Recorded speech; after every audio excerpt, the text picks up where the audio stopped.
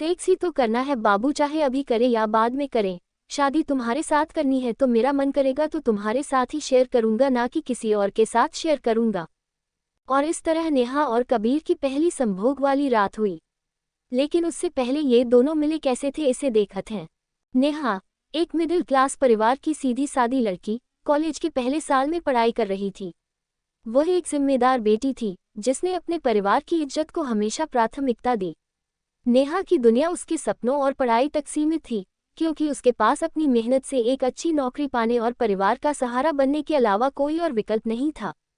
College के पास अपने काम से आता जाता कबीर, जो बेहद स्मार्ट और आकर्षक था, नेहा को देखकर उसकी ओर खींचने लगा।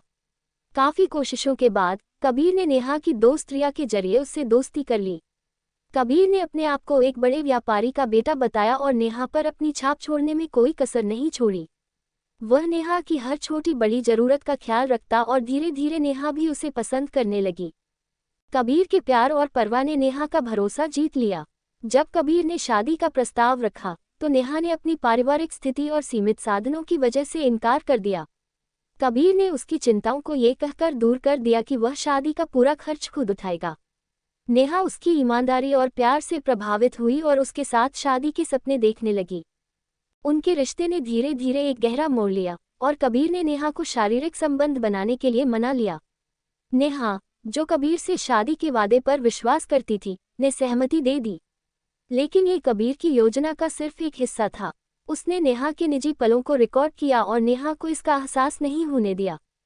एक दिन कबीर ने नेहा को एक होटल में बुलाया, लेकिन इस बार वह अकेला नहीं था। उसके साथ उसके 5 दोस्त भी थे।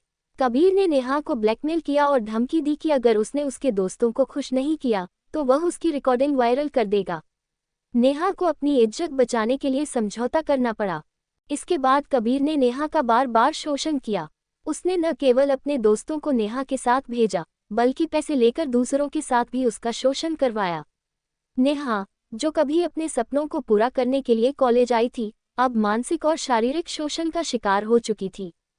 जब नेहा का मानसिक संतुलन बिगड़ने लगा तो उसके माता पिता ने उसका इलाज करवाया।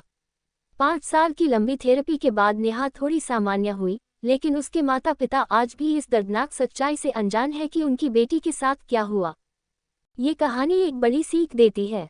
ये कहानी केवल नेहा की नहीं है, बल्कि ये उन अनगिनत लड़कियों की हकीकत है जो ग्रुपिंग का शिकार होती हैं। यह एक ऐसी घिनौनी हरकत है जिसमें पहले एक लड़का लड़की का भरोसा जीतता है और फिर अपने दोस्तों और पैसे के दम पर उसका शोषण करता है। यह जरूरी है कि लड़कियां अपनी सीमाओं को समझें और किसी भी रिश्ते में अपने माता पिता को शामिल करें। किसी भी संदिग्ध व्यवहार या परिस्थिति में सचेत रहें।